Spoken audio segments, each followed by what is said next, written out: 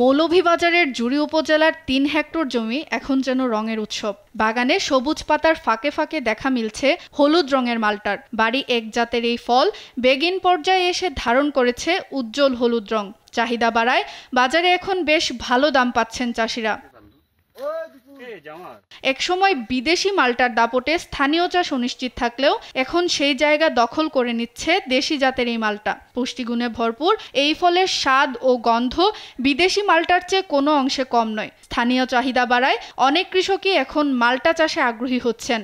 এই বছর আমরা প্রথমেই হলুদ মালটা চাষ করছি, বাড়ি ওয়ান মালটা দুইটা, এটা প্রায় ৬০-৭০ হাজার টাকার মতন বিক্রি করছি। প্রথম হলুদ মালটা চাষ করছি, প্রতিদিন হলুদ মালটা বাজারে নিয়ে বিক্রি করি। সবুজ মালটা থেকে হলুদ মালটার চাহিদা অনেক বেশি। বাজারে গিয়ে দেখলাম যে হলুদ মালটা বিক্রি, তো এটা দেখি আমি ব্যবসায়ী জিগাইলাম এটা স্থানীয় নাকি তা, তো তাই না এটা স্থানীয়। তো আমি দেখিয়া জামাল ভাইয়ের বাগানও আইলাম, আইয়া দেখলাম যে এখানে প্রচুর পরিমাণে হলুদ মালটার চাষ হয়েছে।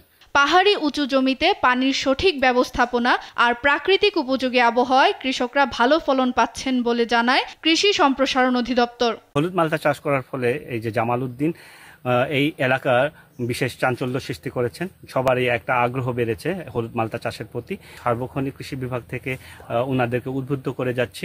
স্বল্প খরচে বেশি লাভ হওয়ায় কৃষকরা এখন হলুদ মালটার মধ্যেই দেখছেন নতুন সম্ভাবনা।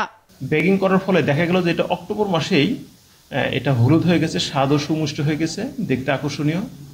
যেটা তারা ৮০-১০০ টাকা কেজি বিক্রি করতো সেটি তারা এখন ২০০-২৫০ টাকা কেজি বিক্রি করছে। যথাযথ পরিচর্যা পেলে মৌলভীবাজার হতে পারে দেশের অন্যতম মালটা উৎপাদন অঞ্চল।